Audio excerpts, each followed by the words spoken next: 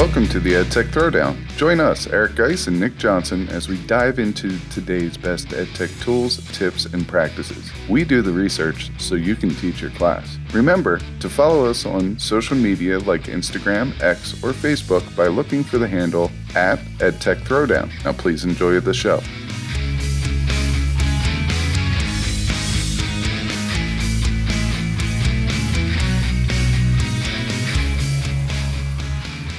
Welcome to the EdTech Throwdown. This is episode 218 called 12 Months of Impact, the Ultimate Student Engagement Roadmap. In this episode, we'll talk about Heritage and Awareness Month celebrations as the driving force behind meaningful and engaging lessons. Make your projects timely and more impactful with these creative ideas. This is another episode you don't want to miss. Check it out.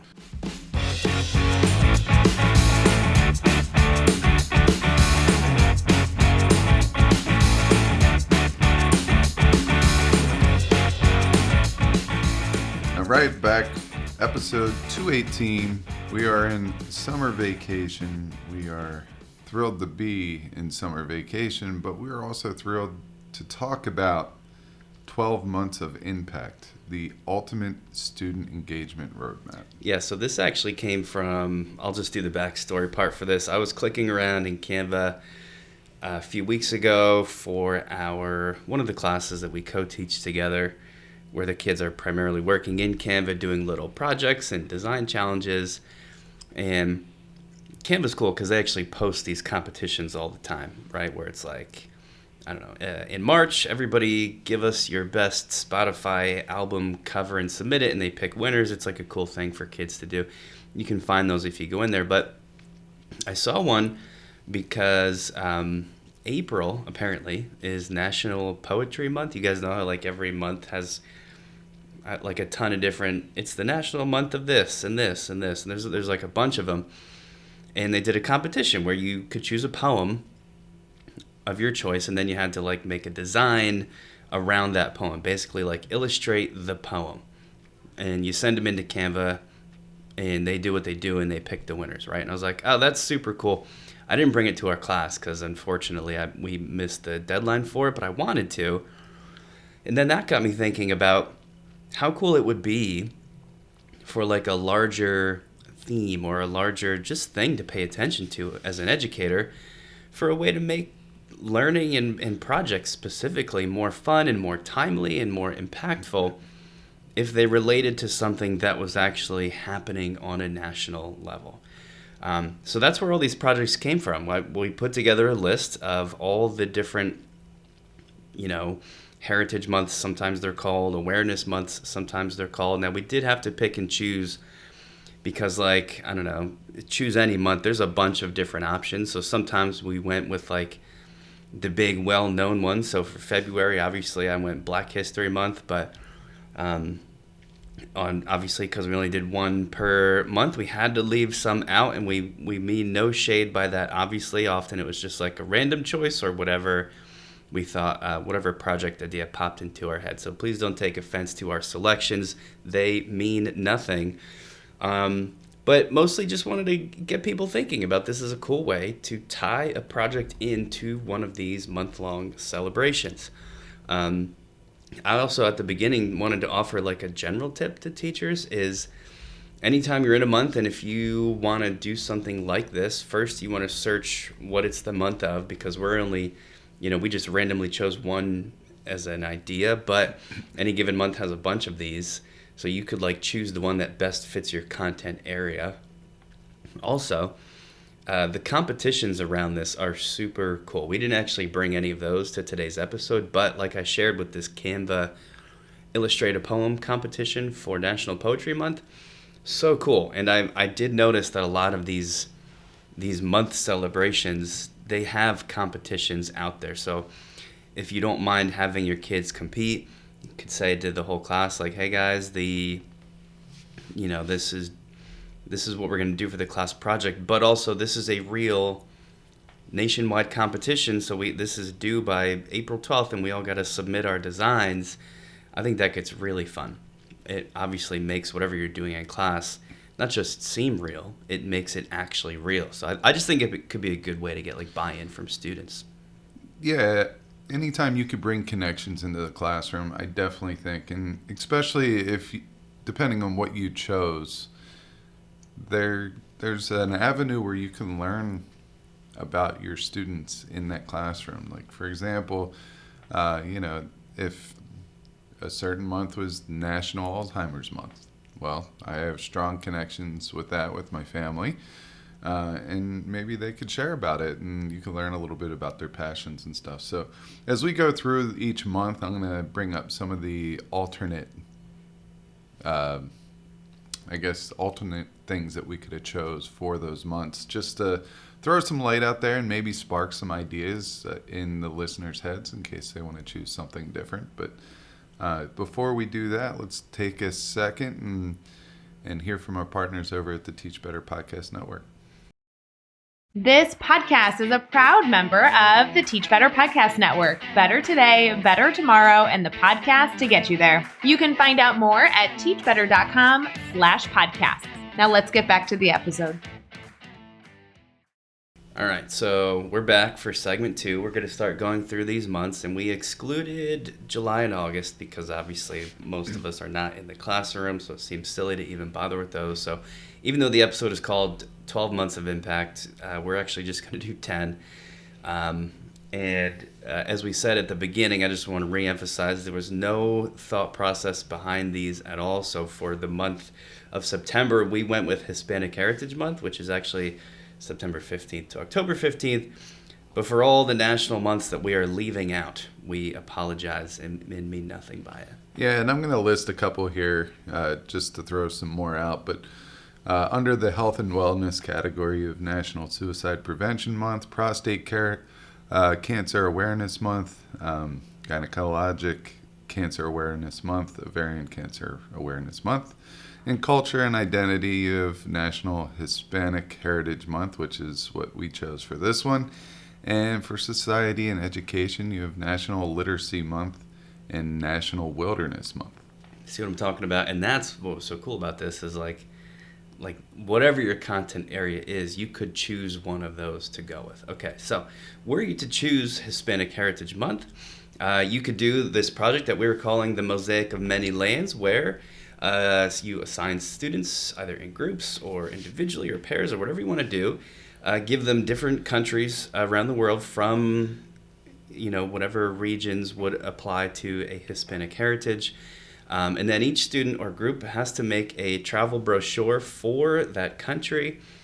And that by itself is nothing special. But what I think is cool and what could make this work in a cross-content kind of way is asking them to tailor it not just for travel to Spain or travel to Ecuador. The brochure needs to focus on a specific aspect of that country.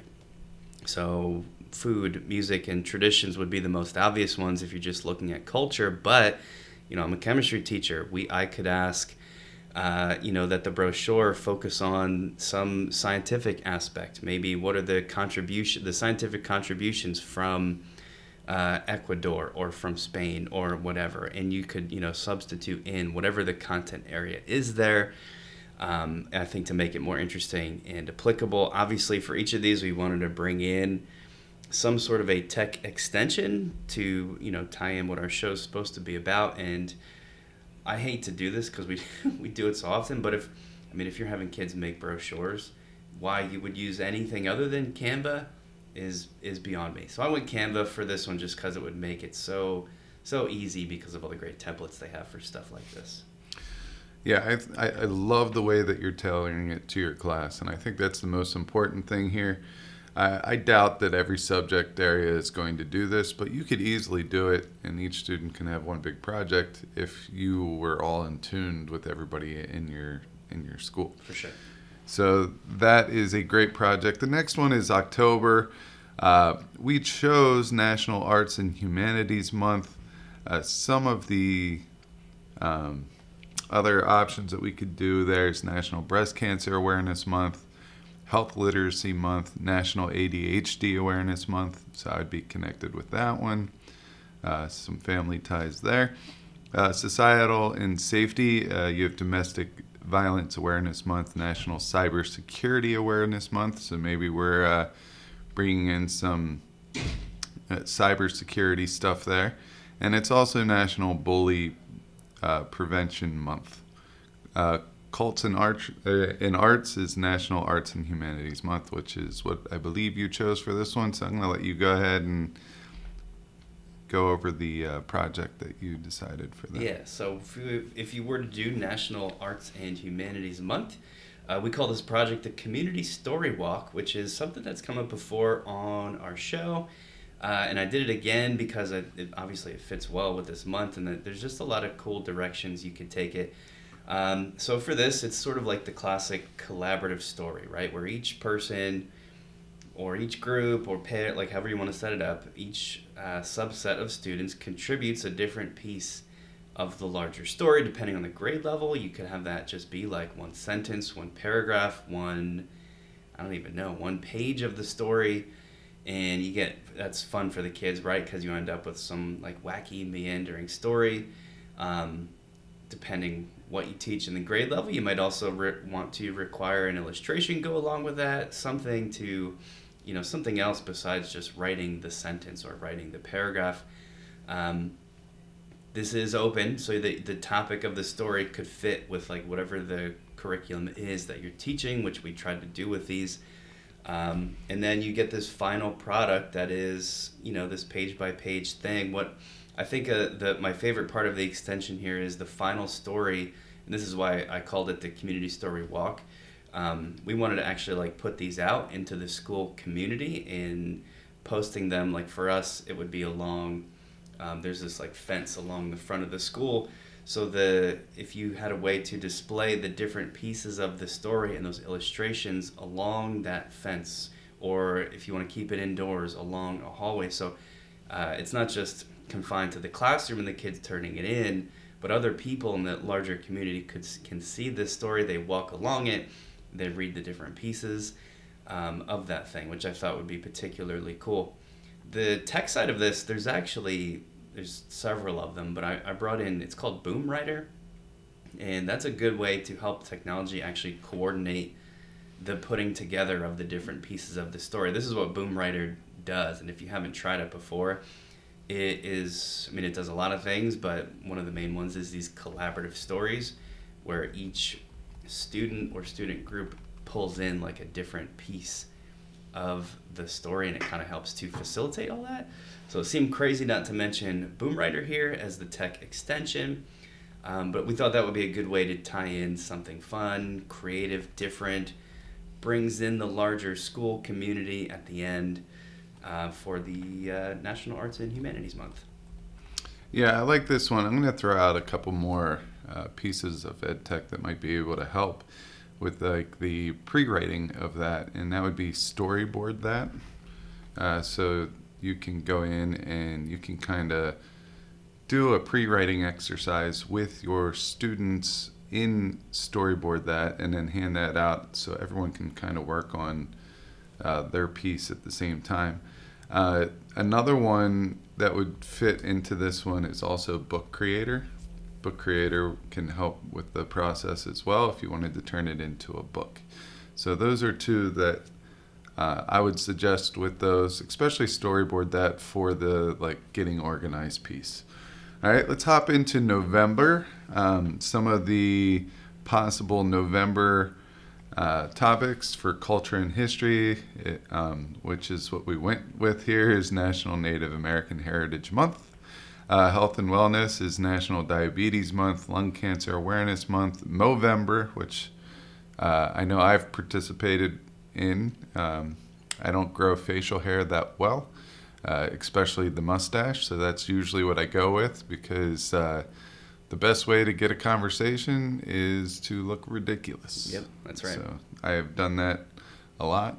I think next year might go with the Fu Manchu there for Movember. That'd be cool. We'll see. Or the lamb chops. And then we have Pancreatic Cancer Awareness Month. In Family and Society, it's National Adoption Month, National Family Caregivers Month. So we'll go with culture and history here with National Native American Heritage Month. And for the project, we're calling it the Land Acknowledgement and Ecology Map. This is one of my favorite ones on the list. The beginning is pretty simple and standard for like an elementary school curriculum, at least here like in New Jersey and Pennsylvania. I'm assuming everywhere, where students research whatever tribe is indigenous to the area that you live in or where the school is at. So that's the first part, but what they're actually doing and creating here is a larger map. And for me, I like things that bring the kind of the whole class together. Like everybody's working individually on their own piece, but then it comes together in some larger thing. So I was picturing like a very large physical map where we put together a bunch of huge pieces of like roll paper and actually draw and create this map together. But you could make it tech, you could do whatever you want, but we create a map as a class that focuses on specific natural landmarks. And this is what I think is so cool about it. Like if there's a major river, like for us, we have the Delaware River that flows right through where we teach. But whatever that is, plant life, animal life, whatever is important to that area and was important to the indigenous peoples from it, geological features, if there's certain, like, I don't know, mountains in the area that held a specific significance. Maybe those features are still there. Maybe they've been changed in some important way that allows them to not be as important as they used to be, or kind of, taken advantage of. All those different things, those landmarks added onto the map and then explained and commented on, and the information gets added there for people to see. I like it because it sort of connects the history of the area to the environmental issues that might go along with those natural landmarks, like what has happened with the Delaware River today. Does it serve the same function as it used to for indigenous peoples? Probably not, just because of how drastically the environment has changed. But that's kind of what this thing could all be about. I think that makes this work in a lot of different class areas, and you can scale this thing up or down depending on the grade level too. For the tech side, besides just making a tech-driven map, which I think that's going to be another future episode, because I did see there's lots of cool websites that are about map making, and it was kind of a separate little rabbit hole. But if you did make a large physical map to be posted somewhere in the school, you could make it interactive, kind of like when you go to a museum now, there's little QR codes at a lot of the different exhibits, and you scan them with your phone and you can hear a little narration. You can make your map interactive, where each student's part that they fill out has a QR code to a little audio recording of the students talking about whatever they've added to that map. So essentially built-in audio narrations will be a cool tech add-on to this. Yeah, I love this project because of the different ways that you can present the information that they're looking up. And I think another EdTech tool that I would bring into this conversation is ThingLink, and it's an oldie but a goodie. ThingLink allows you to take an image or a PDF and annotate it and connect links and videos and pictures and all that good stuff to it. So as they hover over a part on that map, there'll be a little icon that they place there, and that icon is linked to information, pictures, videos, whatever that you want to add onto there. You could pretty much connect it to that icon within ThingLink, and I think that is one that we should definitely bring up here. I know we used this a lot back in the day, and we kind of got away from it, but it is up to date, it's relevant, and it's ready to go. Yep. So that is November. Let's get into December. Here are a couple of the different topics, national topics for health and society. You have National Impaired Driving Prevention Month, human rights. You have Universal Human Rights Month, and global observances, tie-ins with World AIDS Day, which is December 1st, and International Volunteer Day, which is December 5th. All right, good things to choose from there. We went with Universal Human Rights Month, which of all these, I've never heard of that. I think it's because December, everyone at least in the United States and of certain backgrounds is focused on, the holiday season. But it's out there, man. Universal Human Rights Month. We're going to do for this one the Kindness Advent Calendar, can sort of tie into at least some of the holiday traditions that your student population might be taking part in. This one's pretty simple, so we'll go through it faster.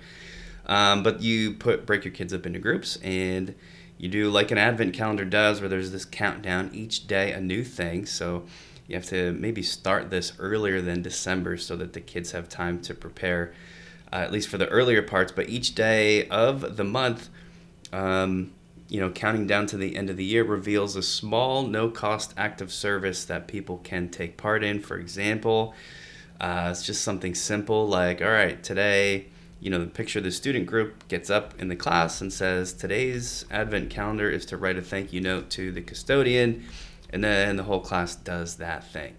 Then the next day, the student group gets up for their presentation. Today's thing is to invite someone new to sit with you at some point today, and then we're going to regroup at the end and talk about that experience, whatever it is. So like each day throughout the month is one of these things.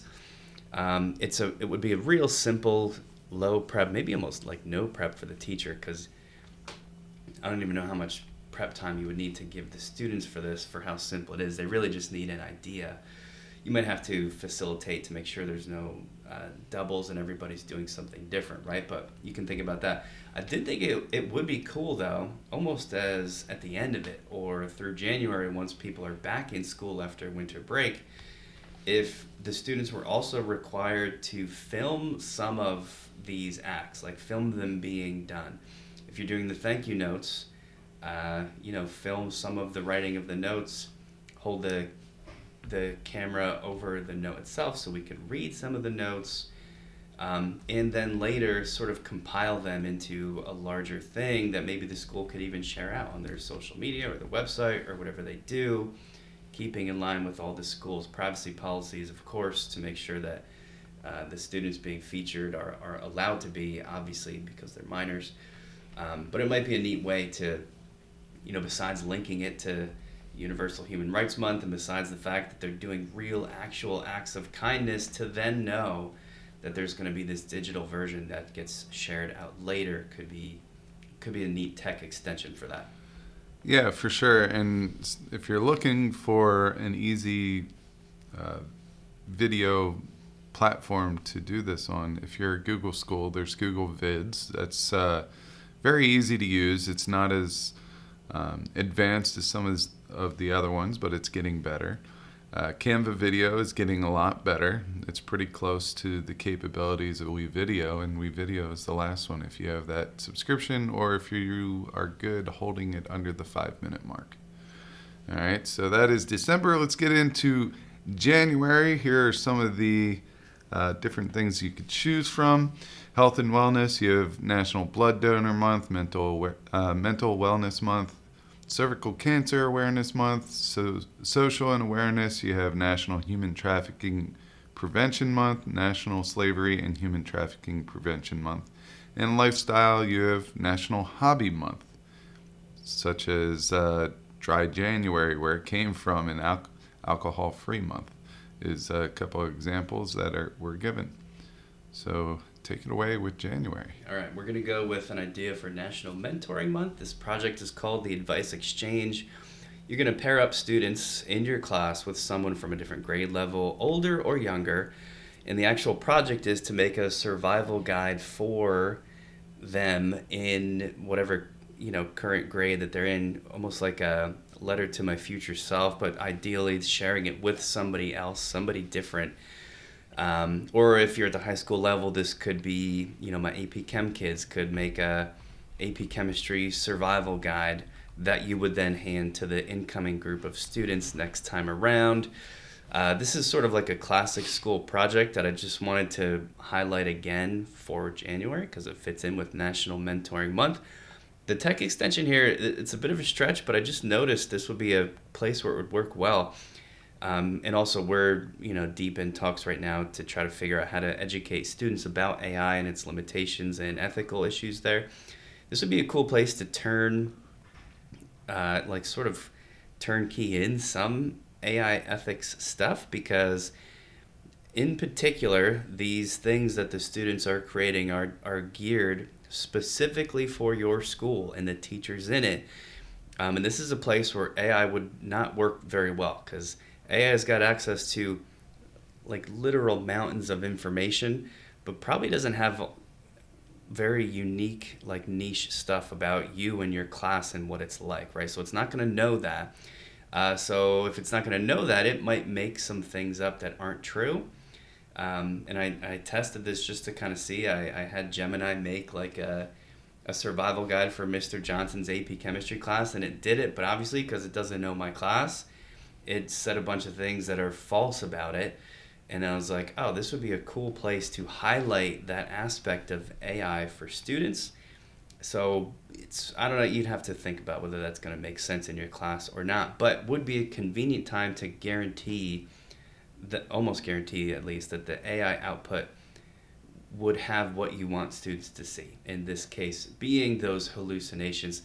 The AIs are getting pretty good, so sometimes it's hard to replicate that. And this is one spot where you could be pretty safe that it's going to hallucinate some false stuff, and you can have the students notice that and talk about it. So that was our idea for January's National Mentoring Month. Instead of giving you a piece of EdTech that I would use with this, I'm going to give you an alternate thing here. And I love the National Mentoring Month as a selection topic, and I love the idea of giving advice to someone younger or giving advice to my future self. And part of that future self thing, I think that just lends itself to making a time capsule. And for some reason, I've done this in the past. I have ninth graders do something for me, and then I keep it for 4 years, and then I give it to them before they graduate, and they always love that. All right, and the amount that they change over that 4-year period, most of them don't even remember doing it, but they love seeing what they wrote about, and they seem to take it very seriously. So I would strongly, consider that time capsule there. February. Some of the possible topics for February. For lifestyle and science, we have National Coding Month. So I know that there's a lot of like the Day of Code and stuff like that. Library Lovers Month. And Health and Wellness is the American Heart Month, National Cancer Prevention Month, Teen Dating Violence Awareness Month. And for culture and history, it's Black History Month.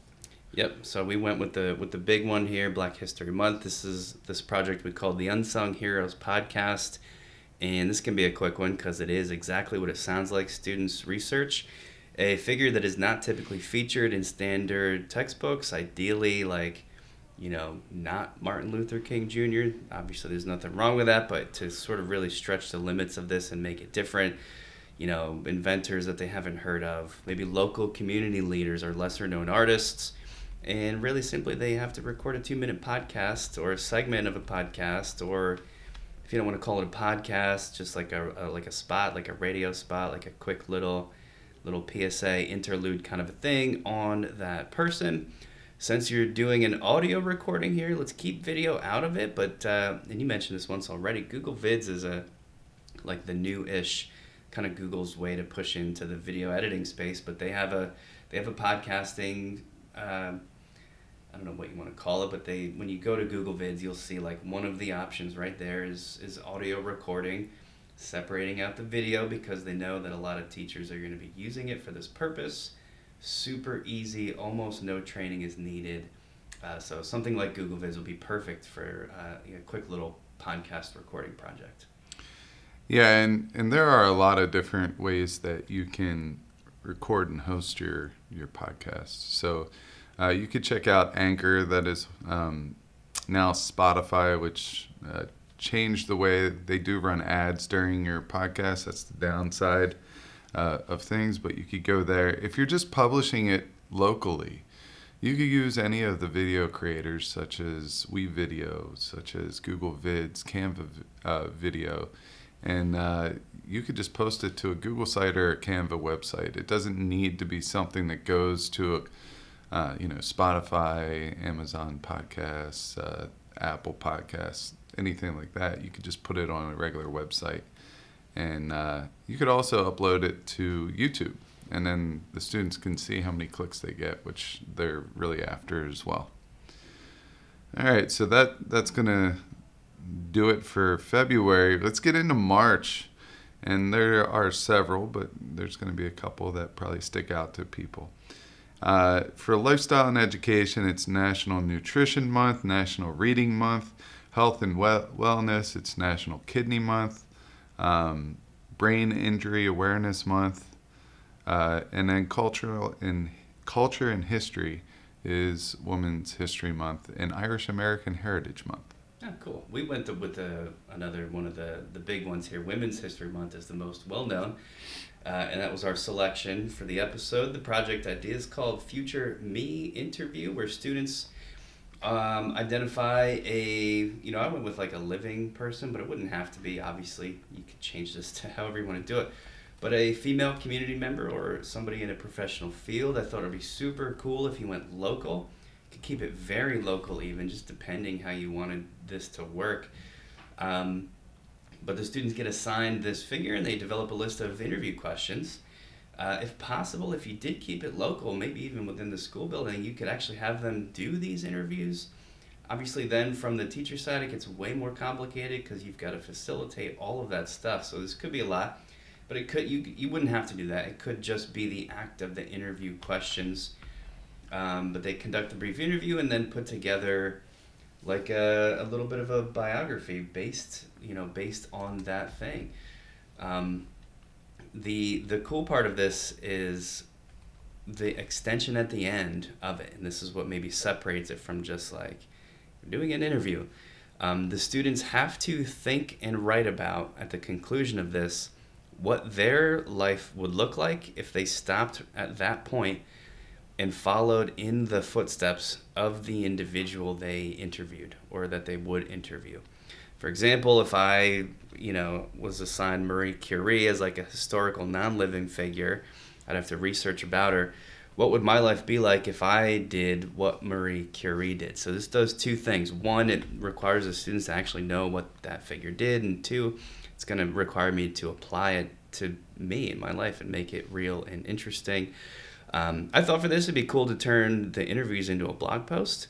If you've got any like free website creator, like you could just go Google Sites, give each kid a sub page, and ask them to write up a blog with their interview and the responses and the speculative part at the end of it.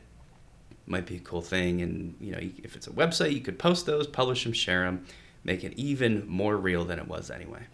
Yeah, I also like the idea of making a fake social media page for each one of these people. That's cool. I remember in 3rd or 4th grade, I was absent when everyone chose their person to do research on. And when I came back, the teacher gave me Clara Barton, and I was just like, not the one that I would have chose. Right. But I was glad that I got it because to this day, I remember that project. So it has had an impact on me. If you don't know who Clara Barton is, she was one of the main founders of the Red Cross. Oh, right. And I don't know if this has anything to do with it, but if my wife and I would have had a girl, we had 3 boys, our name for the girl was Clara. There you go. I don't know if that's where it came from. I bet it is. Somewhere deep in your mind. That's the connection. Well, I'm a big fan of Clara Barton. So I put in here for a tech extension, Wavosity. It's like Audacity, but Audacity is a audio editor that is free. It's awesome. It does a really nice job. We use it to edit our podcast. Wavosity is the Chromebook version of that. So you can actually, if you have a microphone that you could plug into your Chromebook, you could use that for the interview, and it will record right into Wavosity, and then you can edit it very, very quickly. There are some limitations of it. For example, say you're working on editing that audio file. If you do not get done with it, you're going to have to download it to the point that you got that day and then upload and start from that point the next day. So there's going to be a lot of different files there. For very short projects under 5 minutes, though, I would not shy away from using Wavosity. So that is definitely a solid EdTech tool that you could use there. Let's get into April. I have a feeling I know which one that you picked here. Yep. But we're going to still read off some different choices. Health and Society, you have Sexual Assault Awareness Month, Child Abuse Prevention Month, Autism Acceptance Month, Environment and Science, Earth Month, National Citizen Science Month, and Arts and Education, National Poetry Month, Financial Literacy Month. We went with the big one here as well, Earth Month, of course. Everybody thinks of that when they think of April. The project idea here is called the Trash to Treasure Fashion Show. It is what it sounds like. Students design and ideally actually do the fashion show itself, where they create and wear a piece of wearable art made from recycled materials. You obviously be smart and careful with the things you're actually having them cut and work with and eventually put on their bodies. But newspaper, cardboard, plastic that's been washed is probably fine for this. So they build it, they walk it, and I think kids would have a blast with this. Definitely younger kids. I know I'm picturing my daughter, she would love it. Even the older kids, I make the AP Chem kids do like a chemist dress-up challenge out of recycled materials. It's like their favorite day of the year. And it emphasizes, obviously, what it emphasizes. The tech extension could be photographing the outfits that are created and then using some cool Canva templates to make some fake social media posts, maybe real social media posts if you want to go down that road. But, that's Canva's bread and butter, and I think you could get some really cool-looking products here. I think the kids would have a blast posing and doing this whole project. I have very little to say on this one. I am the least fashionable person in the world. Very bland. It's okay. I've accepted it, but it comes with the territory of myself and how it was made up. So, but anyway, I would probably do like a blazer, Mentos wrappers maybe. Perfect. Yeah. Love it. So do some science experiments with the Mentos and the Coca-Cola, and then put it right on to a blazer. See what happens. All right, let's get into May. Some of the ones for May. Culture and Identity is Asian American Month, Native Hawaiian and Pacific Islander Heritage Month, Jewish American Heritage Month. Health and Mental Wellness is Mental Health Awareness Month, National Arthritis Awareness Month, Stroke Awareness Month, Skin Cancer Awareness Month. Industry and Safety is National Bike Month, Motorcycle Safety Awareness Month. And we went with Mental Health Awareness Month. The project is called the Classroom Zen Den, where as a group, students get to design a physical, calming corner, calm down space, you name it. There's like 100 different names for these sorts of things. Usually the teacher is the one to put this together for the classroom, but here the kids can curate it. I was thinking they could each be assigned different types of activities, some tech, some non-tech. Maybe there's a playlist group. Maybe there's a fidget tool group. Maybe there's a guided breathing group, or different prompts that people can use to help calm down and relax or just play. Maybe there's an art group where there's some creative doodling, just like whatever you think would work in your space. Make it real, even more real than it is because of the month connection, but the kids have to present all of their creation to administration. Maybe the pitch would be, we're going to try to get this done as like an actual school-wide calm down place.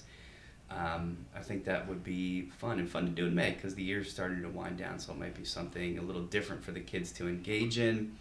We didn't really do a tech extension here necessarily because it kind of takes care of itself, and that the kids are going to be required to find the tech to help as at least some of the options. I don't know if you have any thoughts for the tech side. Yeah, maybe show them an example of some type of meditation or some type of exercise. You can go onto the app called Calm, which I linked in the show notes. They have a lot of good ones. There are also some good YouTube channels that you can also use. All right, let's get into June. Here are some of the possible topics. For culture and identity, you have the LGBTQ plus Pride Month, Caribbean American Heritage Month. Health and Safety, you have National Safety Month, Men's Health Month, Alzheimer's and Brain Awareness Month, National Cataract Awareness Month. In the environment, you have the Great Outdoors Month and National Rivers Month. And we went with the other big one here, obviously, for June, which is Pride Month. This project idea is called the Identity Quilt, where every student gets a piece of something like a square. I was just thinking square to keep it easy. You want to keep it easy, make it a paper square so you're not worrying about like actually quilting. If you know how to do that, I guess you could. I don't know how to do that, so I'm going to keep it paper, but it's like their square that they get to decorate with whatever they want. Really, that's kind of the beautiful part about Pride Month, right? So whatever symbols, colors, words that represent their own unique identity, just really make it their space. And I think you can probably all see where this is going, right? It's the identity quilt, so you bring them all together and to make one larger thing. The whole idea being that every student is a piece of this larger thing. So you tape them together, tie them together, whatever, and you get this massive inclusive wall display. I would try to get this thing displayed out somewhere in the school. If the whole point of this episode is to make things seem real and applicable, then that would do it. As such, I didn't really think of a tech extension for this because to me this is like purely a physical real life project. I don't know if you've got any ideas here. Maybe some of these might be okay to leave totally sans tech. I do. Okay. But I'm also going to change the quilt into a jigsaw puzzle. Oh, that's cool. Because you were talking about how everyone has a piece of, the puzzle or the quilt. So you could do a digital jigsaw puzzle. What you do is you make the jigsaw puzzle and then you blow it up to whatever size you want. And there'll be different shapes and sizes, but you'll still be able to share out that puzzle. You'll print it out, cut it out, and then you could just give those pieces of paper to the students. They could design their different shapes however they want, and you put it together, and it makes this overall big puzzle that you could frame or do whatever you want with. So I put Jigsaw Make as my tool there to do that, and I think that's going to wrap us up. Yeah, see everybody, that's why we keep guys around, because that's an awesome idea, and I wish I had done that from the beginning, because I think it's better. The quilt's kind of like a standard thing, but the jigsaw maker just brings it to the next level. We're going to wrap it up quick, because this ended up being longer than we usually like to keep them for the summer, but I think that's okay, because there's so many cool ideas here. Hopefully you've at least been inspired to tie in a National Heritage or Awareness Month for one of your school projects for the coming year. Thanks for listening.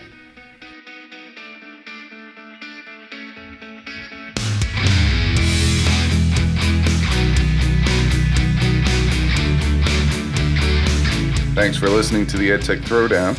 Do us a couple of favors. Subscribe to our podcast on any major podcast catcher such as Apple, Spotify, Amazon Podcasts, and Stitcher. Go over to YouTube, search the EdTech Throwdown, subscribe to the channel. You can connect with us on Twitter, Facebook, and Instagram. The show's handle is EdTech Throwdown. You can connect with Geis at GeisGotTech, Nick at NickGotTech. You could write us an Apple Podcast review. You could tell your friends about www.edtechthrowdown.com. And lastly, go over and check out our friends over at the Teach Better Podcast Network, a network that we are so proudly involved with. Until next time, remember, go try some EdTech because we will do the research so you can teach your class.